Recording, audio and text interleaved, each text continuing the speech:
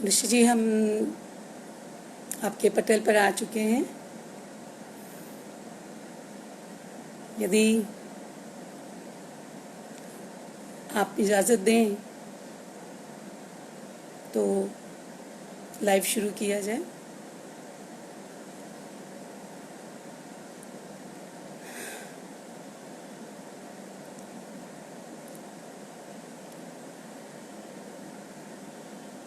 सुप्रभात, thank you so much.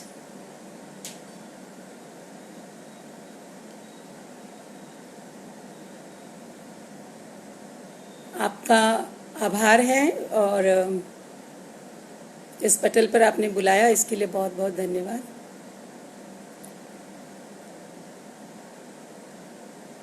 मेरे ख्याल से थोड़ा सा हमें इंतज़ार करना होगा।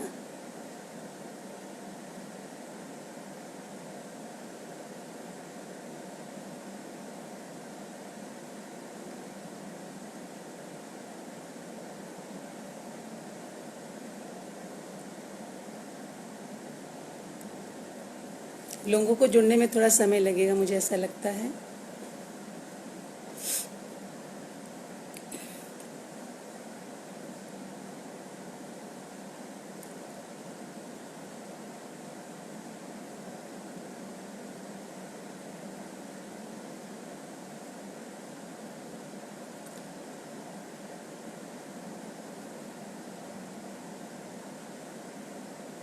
कुल 30 मिनट का ही लाइव हो पाएगा, है ना?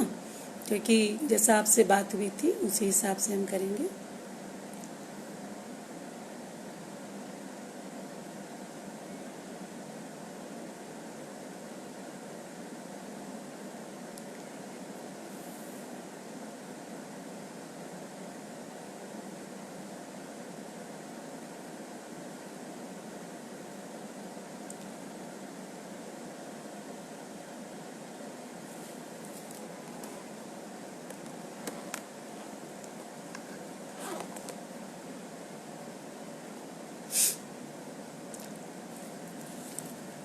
जो भी आते जाएं कृपया अपना अपना परिचय थोड़ा सा देंगे ताकि मैं भी आगे बढ़ सकूं थोड़ा।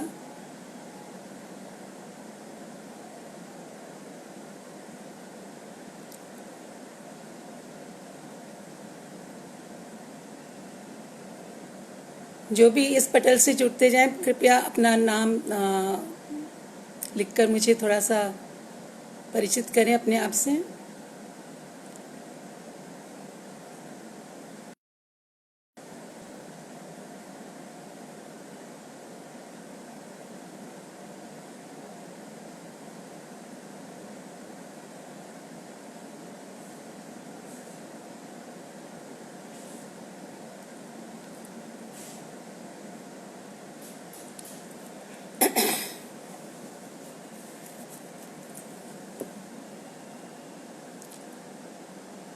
सिद्धार्थ शर्मा जी, आपका स्वागत है।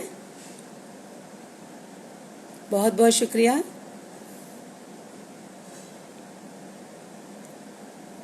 उमा मेहरा जी, आपका भी स्वागत है।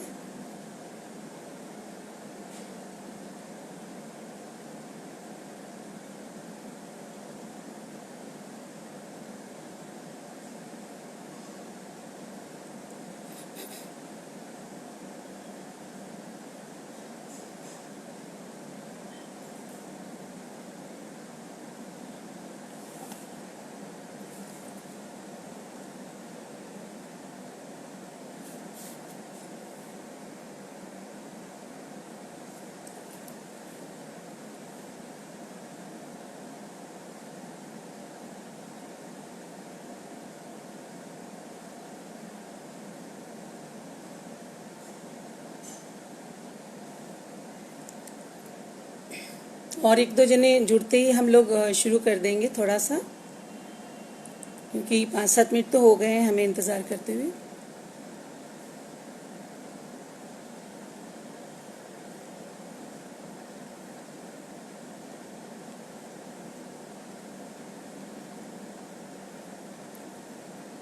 बहुत बहुत धन्यवाद सिद्धार्थ जी। आप सभी लोगों का स्वागत है इस हिंदगी हिंदी है जिंदगी के पटल पर। जहां आप लोगों से जुड़ने का एक सौभाग्य मुझे मिला है।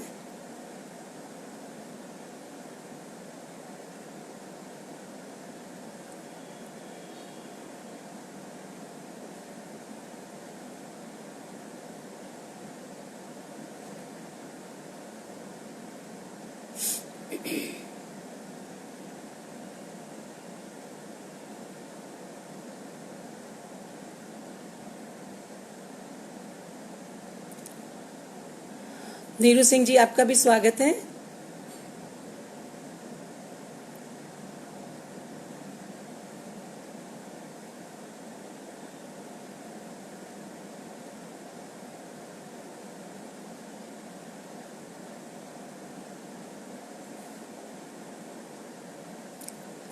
बिल्कुल ठीक बात है उमा जी, मैं भी थोड़ी सी प्रतीक्षा कर रही हूँ, देख रही हूँ, और 2-4 मिनट रुक करके फिर शुरुआत कर देंगे।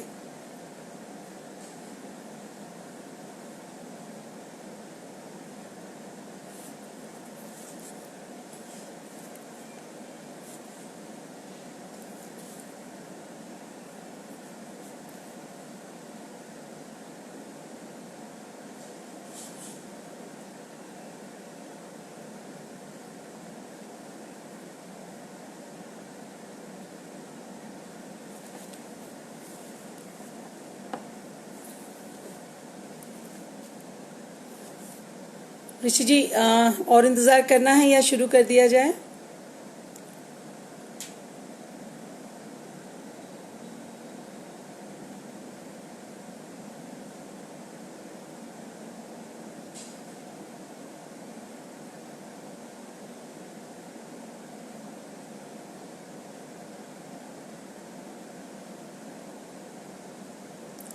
नीतीश कुमार जी, स्वागत है आपका।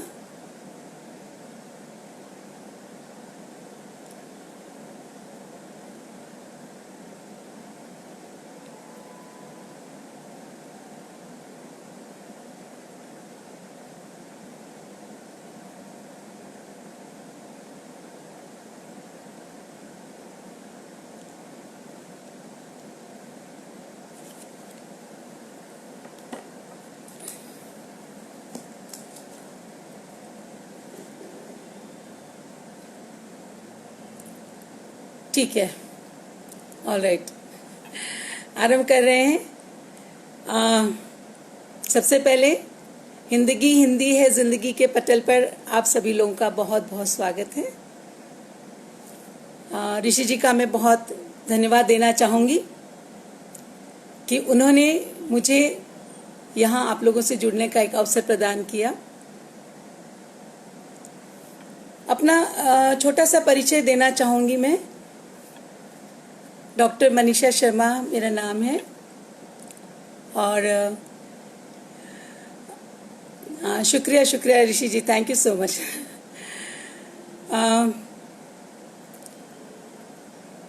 30 वर्षों का मेरा अनुभव है एक शिक्षिका के रूप में। उसके अलावा कुछ 10-15 सालों तक मैं एक पत्रकार भी रही हूँ, और आपको बताना चाहूँगी कि अब तक का मेरा जो सफ़र रहा है उसमें ज़्यादातर मैंने कहानियाँ, उपन्यास और इस तरह की लेख लिखे हैं। कविता के क्षेत्र में बहुत नई हूँ मैं, इसलिए मेरी कविताओं में आप बहुत अधिक गहराई ढूंढने का प्रयत्न न करें। कविता लिखना का शौक जो है, कविता लिखने का जो शौक है वो ये कहूँगी कि कुछ नया नया है और कुछ बहुत दिल से है। कविता के संदर्भ में मेरी जो सोच है वो थोड़ी सी मैं आप लोगों को बताना चाहूँगी। सीमा जी नमस्कार, आपका स्वागत है। कविता जो है वो मन की भावनाएं अभिव्यक्त करती हैं। मेरी जो कविताएं हैं, खास करके जो मैं अपनी कविताओं के बारे में 1-2 बातें कहना चाहूँगी कि जो मेरी कविताएं हैं जो मन के उद्गार या आसपास के माहौल से जुड़ करके जो कुछ भी मैंने देखा या समझा उसको ही मैंने इसमें चित्रित करने का प्रयत्न किया है। ज़्यादातर दिल से सोचती हूँ, इसलिए मेरी कविताओं में भावनाएं ज़्यादा अधिक हैं।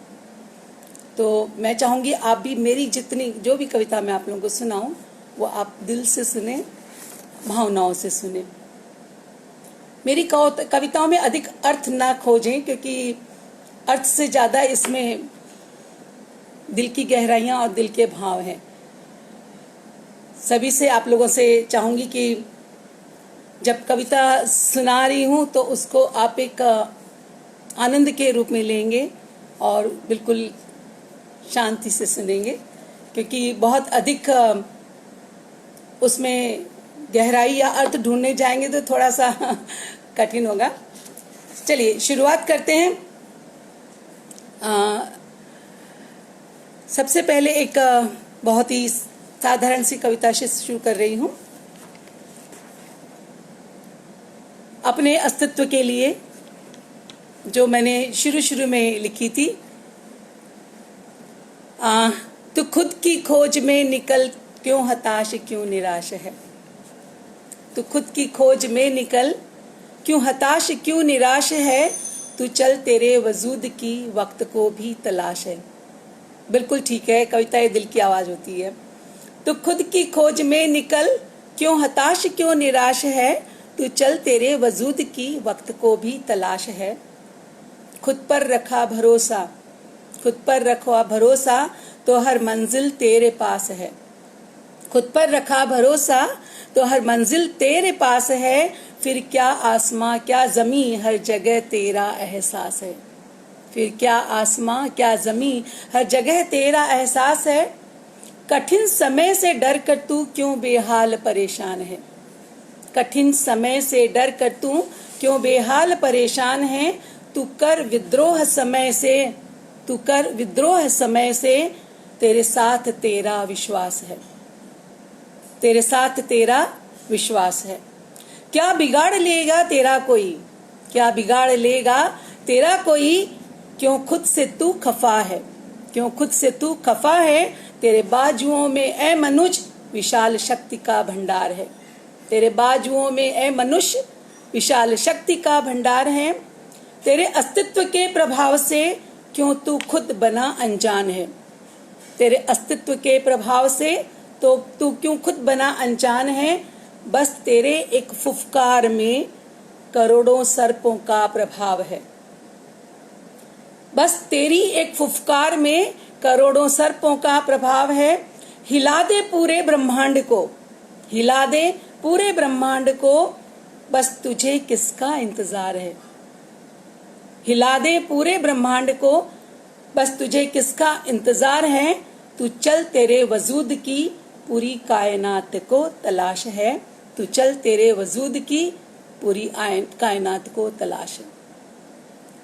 इंसान जो है, मैं कहना चाहूंगी कि आत्मविश्वास के बल पर बहुत बहुत बहुत कुछ कर सकता है, बहुत आगे निकल सकता है। बहुत कुछ करने की हर एक इंसान के अंदर बहुत गहरी क्षमताएं होती है, लेकिन खुद अपने आप को पहचानना और उसके हिसाब से अपने आप आगे बढ़ने का प्रयत्न करना, ये बहुत अधिक आवश्यक है।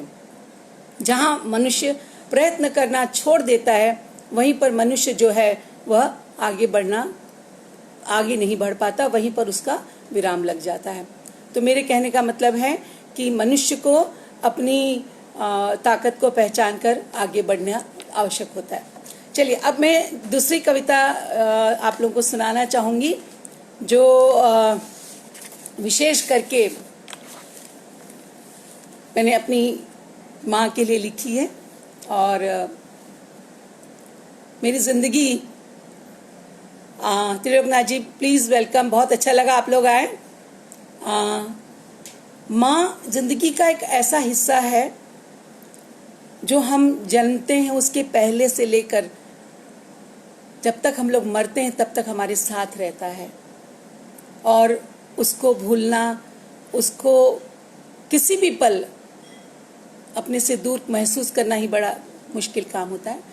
तो माँ के लिए लिखी हुई ये कविता मैं चाहूँगी आप सभी लोग बहुत दिल से सुने और महसूस करिए इस बात को, एक एक पंक्ति को महसूस करिए कि माँ का हमारे जीवन में कितना गहरा अर्थ होता है, कितनी गहरी हमारे भीतर माँ के प्रति कितनी गहरी आस्था होती है।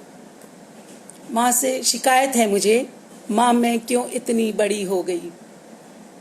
मुझे शिकायत है इस बात की, माँ मैं क्यों इतनी बड़ी हो गई। कितना प्यारा बचपन था मेरा माँ, कितना प्यारा बचपन था मेरा माँ। तेरे आंचल की छाया था वह सुंदर सा घर मेरा। तेरे आंचल की छाया था वह सुंदर सा घर मेरा।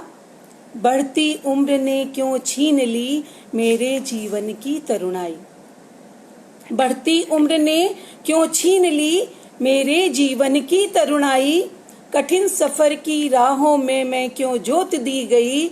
माँ मैं क्यों इतनी बड़ी हो गई, माँ मैं क्यों इतनी बड़ी हो गई। मेरी आवाज ठीक आ रही है सभी लोगों को? कोई एक जना बता देगा। कठिन सफर की राहों में मैं क्यों जोत दी गई। माँ मैं क्यों इतनी बड़ी हो गई, माँ मैं क्यों इतनी बड़ी हो गई। अपने बच्चों की माँ बनकर, अपने बच्चों की माँ बनकर भी मेरा बचपन तुझे याद करता है।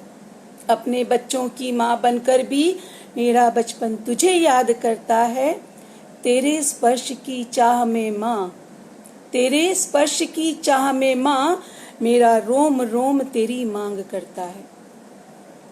मेरे तेरे स्पर्श की चाह में बस माँ मेरा रोम रोम तेरी मांग करता है। हर पल ही तो बस यह तड़पन बढ़ती चली गई। हर पल ही तो यह तड़पन बस बढ़ती चली गई। माँ मैं क्यों इतनी बड़ी हो गई, माँ मैं क्यों इतनी बड़ी हो गई। सच कहती हूँ माँ, सच कहती हूँ माँ, इस उम्र में अब भी तो तुम बहुत याद आती हो। सच कहती हूँ माँ, अब भी तो बहुत याद आती हो। मेरे माथे को अपने हाथों से न जाने कितनी बार सहलाती हो। मेरे माथे को अपने हाथों से न जाने कितनी बार सहलाती हो। उस स्पर्श से ही तो माँ मैं जीती चली गई। उस स्पर्श से ही तो माँ मैं जीती चली गई। माँ मैं क्यों इतनी बड़ी हो गई, माँ मैं क्यों इतनी बड़ी हो गई। कहते हैं समय कभी रुकता नहीं है माँ, कहते हैं समय कभी रुकता नहीं है माँ। उस समय ने ही तो मुझे तुझसे जुदा किया। उस समय ने ही तो मुझे तुझसे जुदा किया।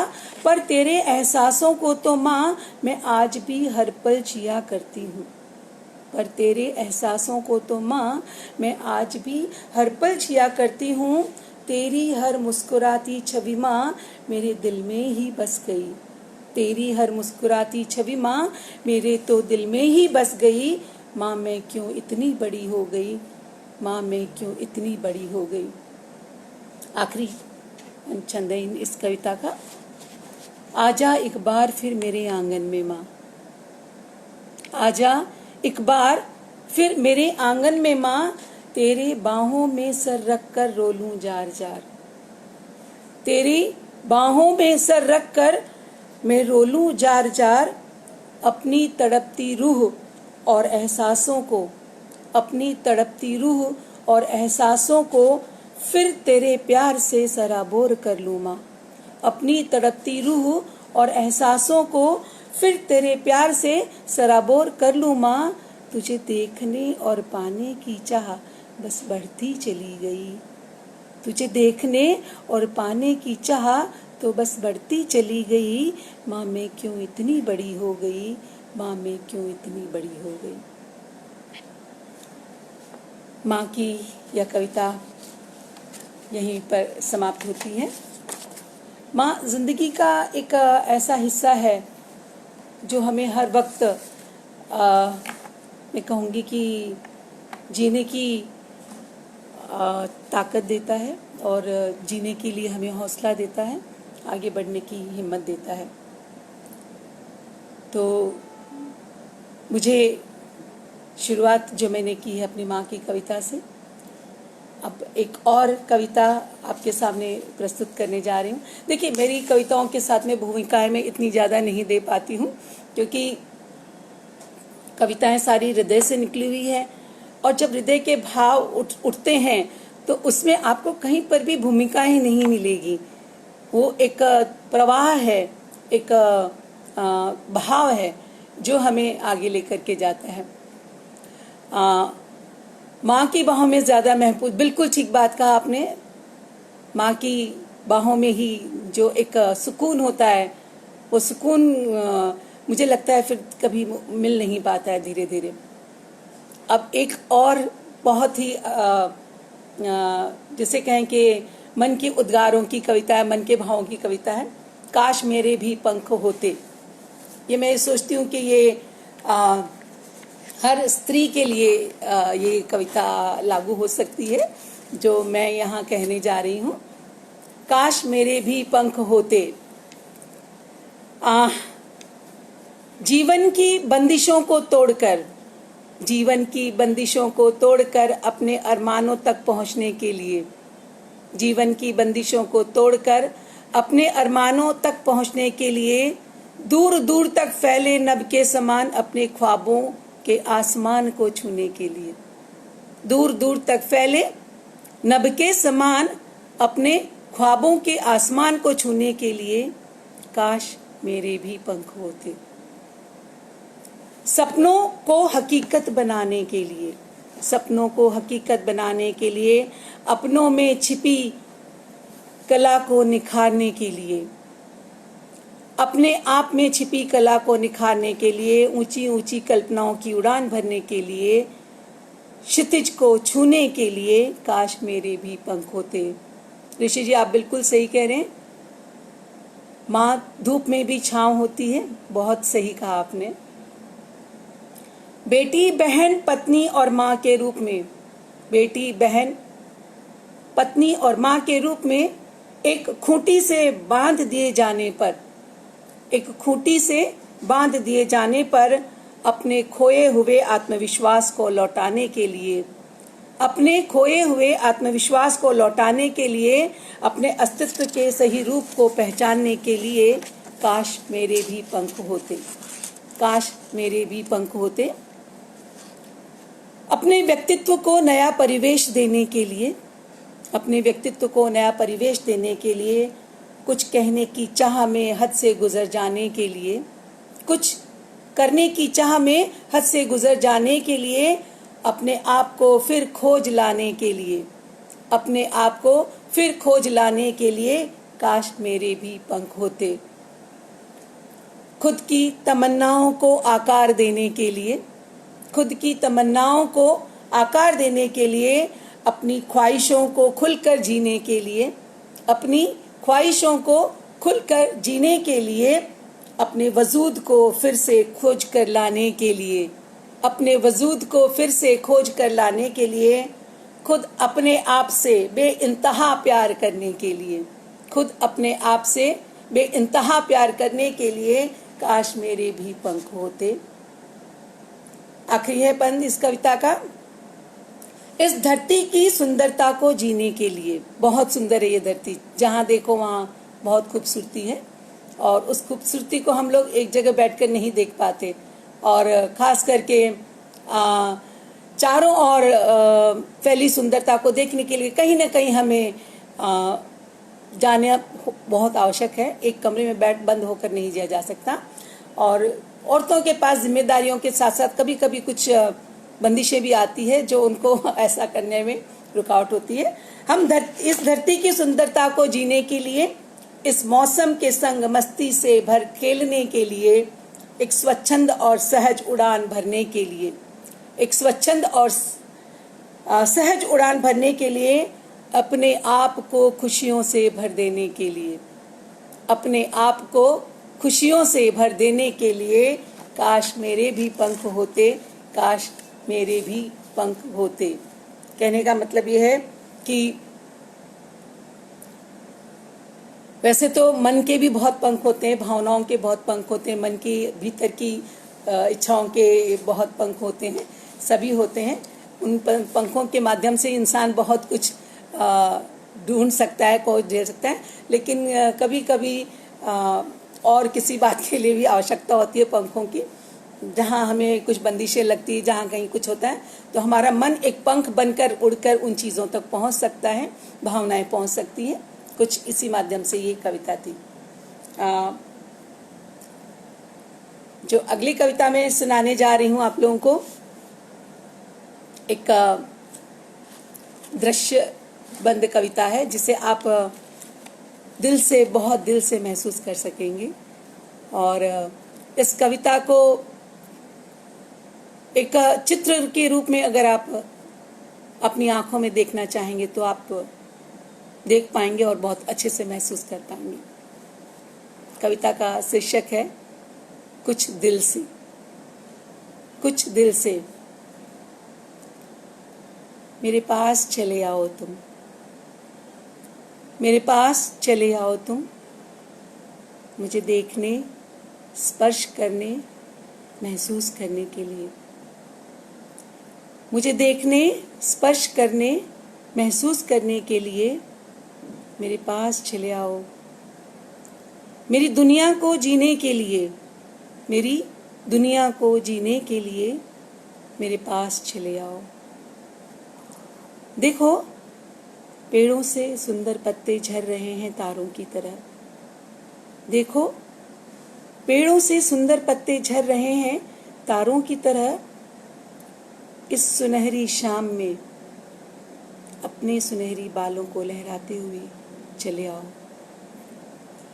इस सुनहरी शाम में अपने सुनहरी बालों को लहराते हुए चले आओ। ध्यान से सुनो, ध्यान से सुनो, यह प्यार का गीत कितना मधुर है। ध्यान से सुनो, यह प्यार का गीत कितना मधुर है। इसे सुन मन विचलित हो उठता है। इसे सुन मन विचलित हो उठता है। यह अपने आप में बहुत कुछ कहता है। यह अपने आप में बहुत कुछ कहता है। ऐसा जैसे सपनों को पंख लगा दिए गए हों। ऐसा जैसे सपनों को पंख लगा दिए गए हों। मानो कल्पना के रंगों ने आसमान को रंग दिया हो। मानो कल्पना के रंगों ने आसमान को रंग दिया हो। ऐसे में आसपास फैली तुम्हारी खुशबू, ऐसे में आसपास फैली तुम्हारी खुशबू मन के भावों को जगाती है। ऐसे में आसपास फैली तुम्हारी खुशबू मन के भावों को जगाती है। खुशी के आंसू बहते हैं और मन प्रसन्नता से भर जाता है। खुशी के आंसू बहते हैं और मन प्रसन्नता से भर जाता है। आओ, अपने मन के भावों और सपनों को जीने के लिए आओ। आओ, अपने मन के भावों और सपनों को जीने के लिए आओ। काश तुम आ जाओ, काश तुम आ जाओ। अपनी डरावनी दुनिया के उद्गारों को छोड़कर, अपनी डरावनी दुनिया के उद्गारों को छोड़कर हमेशा हमेशा के लिए, हमेशा हमेशा के लिए झलक दिखलाकर फिर दूर जाने के लिए नहीं, लंबे समय तक, लंबे समय तक चिरकाल के लिए मेरे पास चले आओ। तुम मेरे पास चले आओ। मैं तुम्हें देखूं, झांक लूं तुम में, खोज लूं तुम्हें तुम्ही में, भूल जाऊं तुम में कि फिर कभी जुदा न हो पाऊं, कि फिर कभी तन्हा न हो पाऊं। पुकार लूं उस छोटे से दिल को जो तुम्हारे भीतर धड़क रहा है। आओ कि जी लूं तुम्हें, सुना दूं अपनी दास्तां बहुत धीरे से तुम्हारे कानों में, तुम्हारे बाहों में भरकर एक सुकून दे दूं अपनी रूह को, बिखर जाऊं कतरा कतरा। आओ मेरे पास चले आओ, आओ मेरे पास चले आओ। कविताएं जो होती है वो हर एक व्यक्ति के जीवन के अलग अलग अनुभवों की होती है। कुछ दिल से होती है, कुछ मन से होती है, कुछ अलग तरह की भावनाओं से होती है। ज़रूरी नहीं है कि हर कविता हर व्यक्ति के मन को छू ले या हर व्यक्ति के मन को स्पर्श कर दे।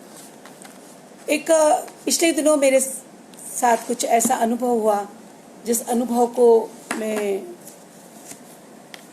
बहुत गहरे तक महसूस कर पाई और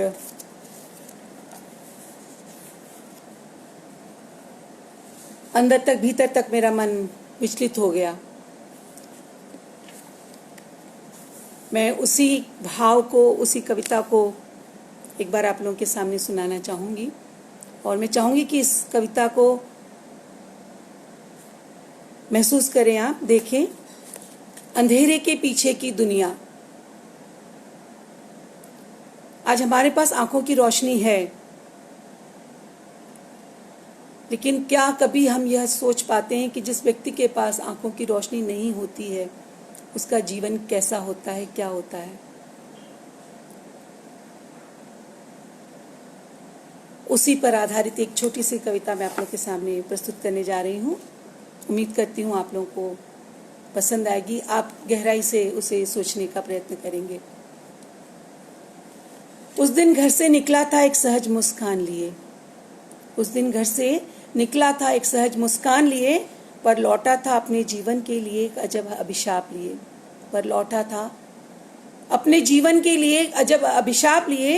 एक पल में ही डूब गया था मेरे जीवन अंधियारे में। पूरी दुनिया बदल गई थी आंखों की रोशनी छिन जाने से। पूरी दुनिया बदल गई थी आंखों की रोशनी छिन जाने से। मन चाह रहा था चिल्लाऊं और दिल आंसुओं में डूबा था। मन चाह रहा था चिल्लाऊं और दिल आंसुओं में डूबा था। सांसें तो आ जा रही थी लेकिन जीवन पूरा ही मर चुका था। सांसें तो आ जा रही थी लेकिन जीवन तो पूरा ही मर चुका था। अपने हाथों का स्पर्श मुझे खुद अनजाना सा लग रहा था। अपने हाथों का स्पर्श मुझे खुद अनजाना सा लग रहा था। पास खड़े लोगों का आश्वासन मन को पीड़ित कर रहा था। पास खड़े लोगों का आश्वासन मुझे मेरे मन को पीड़ित कर रहा था। समय बढ़ा लेकिन जीवन तो कब का पहले ही रुक चुका था। जीवन धीरे धीरे आगे बढ़ा लेकिन समय तो रुका लेकिन जीवन कब का आगे बढ़ चुका था। सांसों के आने जाने के एहसास में बस हर पल गुजर रहा था। सांसों के एहसास के आने जाने के साथ ही बस जीवन का हर पल आगे गुजर रहा था। लोगों की वाणी और उनका स्पर्श, लोगों की वाणी और उनका स्पर्श अब मेरे लिए उनका परिचय बन गया था। लोगों की वाणी और उनका स्पर्श अब मेरे लिए उनका परिचय बन गया था। लंबी छड़ी और एक काला चश्मा जीवन के बस साथी बनता गया था। लंबी छड़ी और काला चश्मा जीवन का साथी बनता गया था। कैसे बयां करूं अपनी पीड़ा को, कैसे बयां करूं अपनी पीड़ा को, अब शब्द ही कम पड़ने लगे। कैसे बयां करूं अपनी पीड़ा को, अब शब्द ही कम पड़ने लगे। रंगों के हल्के हल्के साए अब बस बेरंग से होने लग गए। रंगों के हल्के हल्के साए अब सब मिलकर बेरंग से होने लग गए। अंधियारे जीवन में मैं फिर डूब डूब कर उबर रहा था। अंधियारे जीवन में मैं फिर डूब डूब कर उबर रहा था। हाथों के स्पर्श से अब जीवन को पढ़ने और समझने लगा था। हाथों के स्पर्श से अब जीवन को पढ़ने और समझने लगा था। ऐसा क्या करूं कि किसी और के लिए पीड़ा न बन पाऊं। ऐसा क्या करूं कि किसी और के लिए पीड़ा न बन पाऊं। खुद से लड़ मैं गिरने और संभलने लगा था। खुद से लड़ गिरने और संभलने लगा था। शरीर पर लगने वाले चोटों से मुझे उतना दर्द नहीं होता था। शरीर पर लगने वाली चोटों से मुझे इतना दर्द नहीं होता था, पर मन में उठने वाली पीड़ा से मैं हर पल आहत होता चल रहता था। पर मन में उठने वाली पीड़ा से मैं आहत होता रहता था। हर किसी का स्नेह मुझे न जाने क्यों पीड़ित करता था। हर किसी का स्नेह न जाने क्यों मुझे पीड़ित करता था। एक लाचार अपाहिज होने के भाव से मैं भीतर तक रिसने और टूटने लगा था। एक लाचार अपाहिज होने के भाव से मैं भीतर तक रिसने और टूटने लगा था। अब जब एक लंबा समय गुजर गया, आज भी मैं वहीं खड़ा हूँ। सांसें तो चल रही है लेकिन जीवन से बस मायूस होने लगा हूँ। सांसें तो चल रही है लेकिन अब जीवन से मायूस होने लगा हूँ। काश कोई आ जाए मेरे जीवन में आकर मेरे भावों को थाम ले। काश कोई आ जाए मेरे जीवन में आकर मेरी भावों को थाम ले। बस इसी उम्मीद में आजकल मैं थोड़ा थोड़ा मुस्कुराने लगा हूँ। बस इसी उम्मीद से मैं बस थोड़ा थोड़ा मुस्कुराने लगा हूँ। मुझे लगता है कि कविताएं काफ़ी हो चुकी है। ऋषि जी, अगर आप इजाज़त दें तो यहीं पर मैं ख़त्म करना चाहती हूँ।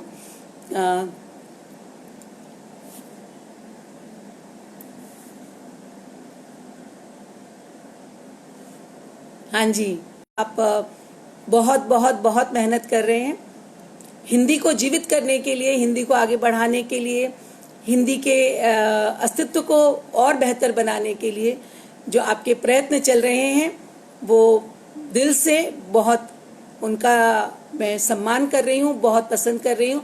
और मैं चाहती हूँ कि आप इसी तरह जुटे रहें। जैसा कि मैंने अपने पहले वक्तव्य में कहा था आप लोगों को कि आप अकेले नहीं हैं, आप लोगों के साथ काफ़ी लोग हैं, आपके साथ काफ़ी लोग जुड़े हुए हैं और इसी तरह आप आगे कार्यरत रहें।